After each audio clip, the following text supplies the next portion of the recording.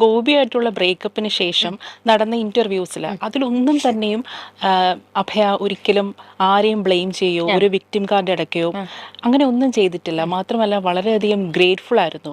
ഇത്രയും നാളത്തെ ആ ജീവിത എക്സ്പീരിയൻസ്, ലൈഫ് എക്സ്പീരിയൻസിന് വളരെ ഗ്രേറ്റ്ഫുൾ ആയിരുന്നു. ആ ഒരു പോസിറ്റീവ് ആറ്റിറ്റ്യൂഡ് ആയിരിക്കും ഇത്രയും, പ്രത്യേകിച്ച് പെൺകുട്ടികൾക്ക് അഭയ ഇത്രയും ഇഷ്ടപ്പെടാനുള്ള കാരണം അല്ലേ?